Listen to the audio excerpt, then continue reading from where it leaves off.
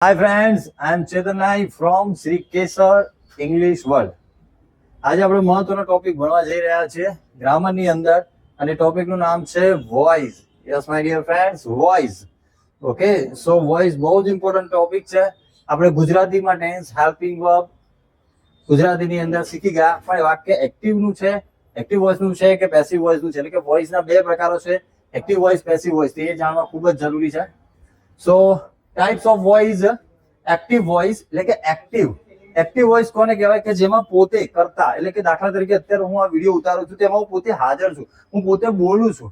Okay, સો એ active, હું એમાં active છું, કાર્યરત છું. તો એક્ટિવ વોઇસ પ્રોપર એને ગુજરાતીની અંદર કર્તરી પ્રયોગ કહેવામાં આવે. બીજું આવે છે પેસિવ વોઇસ એટલે કે કર્મણી પ્રયોગ. ઓકે, સો એમાં પડદા પાછળ જે કામ થતું હોય એને પેસિવ વોઇસ કહેવાય. આગળ જતા એ તમને ખ્યાલ આવી જશે કે આ એક્ટિવ છે કે આ પેસિવ છે. એક્ટિવ વોઇસ મેં તમને કીધું એ પ્રમાણે કર્તરી પ્રયોગ.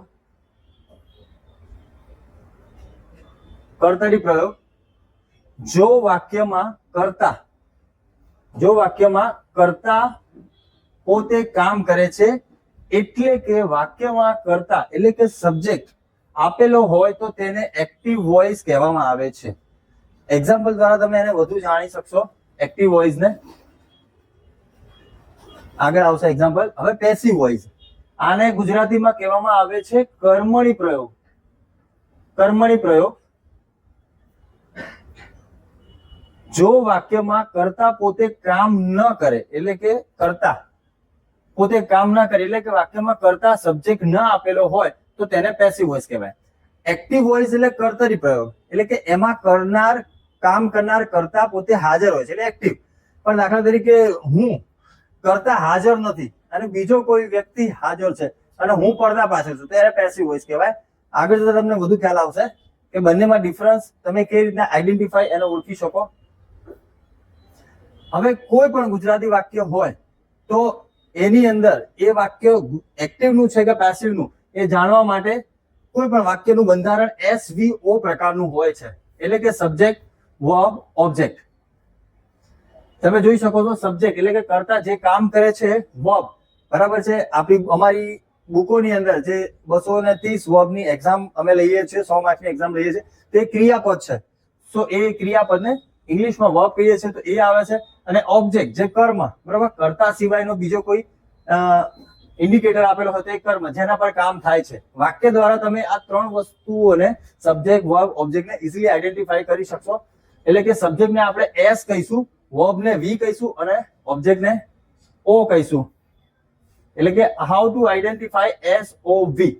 ઓકે, તો સબ્જેક્ટને આપણે S કહીશું, વર્બને આપણે V કહીશું અને ઓબ્જેક્ટ્સને આપણે O કહીશું શોર્ટમાં, ઇઝીલી. તો કોઈ પણ વાક્યને આઈડેન્ટિફાઈ કરવા માટે વાક્યનું બંધારણ SOV પ્રકારનું હોય છે. તો તમે SOV પ્રકારના બંધારણને ઓળખો ત્યારે જ પછી સેકન્ડ સ્ટેજ આવશે આપણું ફોર્મ્યુલાનું, એ ઓળખી શકશો.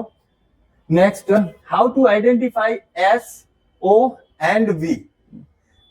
તો કોઈ પણ ગુજરાતી વાક્ય હોય તો ગુજરાતી વાક્ય ટેન્સનું હોય કાં તો હેલ્પિંગ વર્બનું હોય, એ તમે નક્કી કરી લીધા પછી એના SOV તમારે શોધવાના હોય.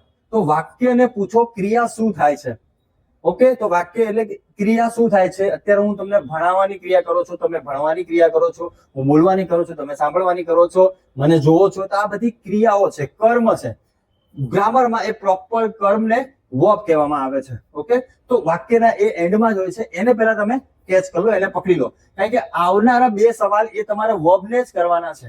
તો વાક્યને પૂછો ક્રિયા શું થાય છે, બરાબર છે. દાખલા તરીકે રમવું, જમવું, બરાબર છે, જમવું, વોટએવર, આ બધા વર્બ છે. ઓકે, પ્લે છે, ઈટ છે, તો આવા ઘણા બધા વર્બ્સ અવેલેબલ જ હોય, એની આખી ડિક્શનરી હોય છે. હવે આ વર્બ ને પૂછો, હવે આ વર્બ તમને મળી ગયો તો તમે એને પૂછો, એટલે હવે તમારે બીજો ક્વેશ્ચન કોને કરવાનો છે? વર્બને. ઓકે, તો વર્બને પૂછો ક્રિયા કોણ કરે છે. ઓકે, તો બીજો ક્વેશ્ચન એટલે તમને સબ્જેક્ટ મળશે. હવે ત્રીજો ક્વેશ્ચન તમારે કરવાનો છે ફરીથી પાછો વર્બને, બરાબર છે, કે ક્રિયા કોના પર થાય છે, ક્યાં થાય છે, શું થાય છે. અમારી પેજ નંબર બુક નંબર 1 ની અંદર પેજ નંબર 93 માં જે લેફ્ટ સાઈડ જે પણ WH ક્વેશ્ચન આપેલા છે એ બધા પૂછવાથી તમને ઓબ્જેક્ટ મળશે. સો એનાથી ઓબ્જેક્ટ મળશે. આ તમને જે મેં શીખવાડ્યું એ એક્ઝામ્પલ દ્વારા તમે વધુ સાઈઝના સમજી શકશો. તો આપણે એક્ઝામ્પલ જોઈએ. તો એક્ઝામ્પલ દ્વારા આપણે દાખલા તરીકે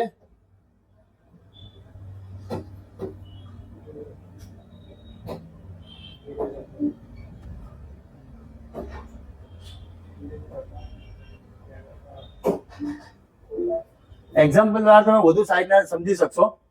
હું તમને ઇંગ્લિશ શીખવાડું છું તો આપણો પહેલો સવાલનો આપણે પહેલું શું પકડવાનું હતું? વાક્યમાં પેલા વર્બ શું છે એ પકડવાનું હતું. તો તમારે વર્બ શું છે? શીખવાડું. વર્બ છે શીખવાડું. તો આ વર્બ છે.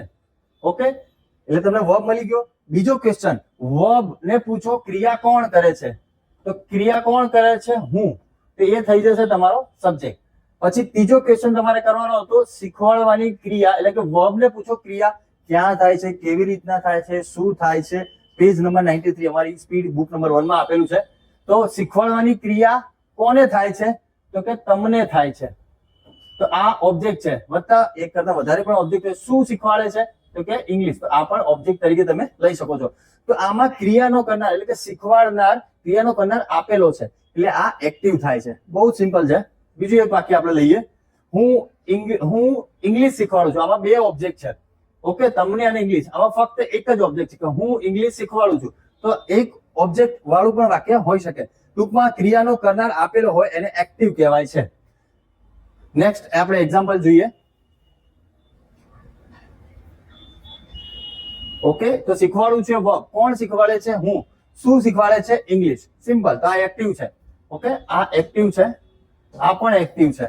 ઓકે, પ્રિયા બોમ્બે જાય છે. તો આ પણ એક્ટિવ વર્બ છે. જાય છે એ વર્બ. કોણ જાય છે? પ્રિયા. ક્યાં જાય છે? ત્રીજો ક્વેશ્ચન બોમ્બે. તો સબ્જેક્ટ વર્બ ઓબ્જેક્ટ. બહુ સિમ્પલ છે. તો ઇન શોર્ટ તમારે એટલું મગજમાં યાદ રાખવાનું છે કે ક્રિયાનો કરનાર આપેલ હોય એટલે કે વર્બ, એ જે વર્બ ક્રિયાનો કરનાર આપેલો એ તમને મળી જાય તો એ એક્ટિવ છે. હવે આ બીજું એક વાક્ય જોઈએ આપણે. બેક જાઓ. ઓકે, આતંકવાદીઓને પકડવા જોઈએ. તો પકડવા જોઈએ આ વર્બ છે. ઓકે, વી. ઓકે, સો આ પહેલો ક્વેશ્ચન આપણે કરો, વર્બ મળી ગયો. હવે બીજો ક્વેશ્ચન, વર્બ ને પૂછો પકડવાની ક્રિયા કોણ કરે છે? તો પોલીસ કરતા હશે, પણ એનો ક્યાંય ઉલ્લેખ છે નથી આપેલો. ધેટ મીન્સ પકડવાની ક્રિયા કરનાર વ્યક્તિ નથી, ક્રિયાનો કરનાર નથી. તો માય ડિયર ફ્રેન્ડ્સ, આ વાક્ય હવે થશે પેસિવ નું. ઓકે, ત્રીજો ક્વેશ્ચન આપણે કરીએ તો પકડવાની ક્રિયા કોણ કરે છે, ક્યાં કરે છે, કેવી રીતના કરે છે, એ બધા સવાલ કરવાથી તમને ઓબ્જેક્ટ મળશે. તો પકડવાની ક્રિયા કોણ કરે છે એટલે એ ક્રિયાનો કરનાર તો આપ્યો જ નથી. તો હવે ત્રીજો ક્વેશ્ચન, કોને પકડે છે? કોને પકડે છે? આતંકવાદીઓને. તો ઓબ્જેક્ટ થઈ ગયું. That's it my dear friends. આની અંદર ક્રિયાનો કરનાર એટલે કે પોલીસ હોય કે કોઈ પણ હોય એ આપેલું જ નથી, ફક્ત ઓબ્જેક્ટ અને વર્બ છે. સો આ વાક્ય થાય છે આપણું પેસિવ નું. એક મસ્ત બીજું એક વાક્ય લઈએ આપણે. નેક્સ્ટ પેસિવ વોઇસ નું. બરાબર છે. પેસિવ વોઇસ માં માં થી, વડે, દ્વારા, સાથે, પાસેથી, પરથી વગેરેથી જોડાતા શબ્દો ક્યારે એસ કે ઓ બનતા નથી. My dear friends, passive voice માં સબ્જેક્ટ હોય છે, પણ કેવા સબ્જેક્ટ હોય છે?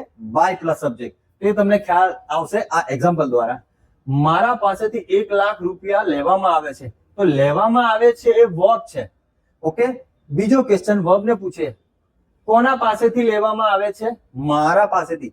આમાં સબ્જેક્ટ આપેલો છે માય ડિયર ફ્રેન્ડ્સ, પણ અહીંયા થી લખેલું આવેલું છે. સો માય ડિયર ફ્રેન્ડ્સ, આ બાય પ્લસ સબ્જેક્ટ કહેવામાં આવે છે એટલે આ પેસિવ જ છે. તો આ સબ્જેક્ટ જોઈને તમે ગેરસમજ ઉભી ના કરતા કે આ એક્ટિવ છે. આ બાય પ્લસ સબ્જેક્ટ કહેવાય, જેમ મેં ઉપર તમને જણાવ્યું, માં થી, વડે, દ્વારા, પાસેથી. સો આ બાય પ્લસ સબ્જેક્ટ થાય એટલે આ પેસિવ જ થશે અને મેઇન ઓબ્જેક્ટ થશે 1 લાખ રૂપિયા. ઓકે, બીજું કોઈ વાક્ય હોય તો આપણે જોઈએ. અમારામાં સોરી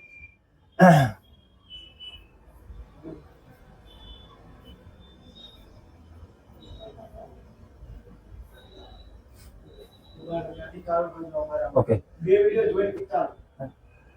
બીજું વાક્ય આપણે જોઈએ. અમારામાં દહેજ લેવામાં આવતું નથી. તો લેવામાં આવતું નથી આ વર્બ છે. બરાબર છે. બીજું કોના દ્વારા?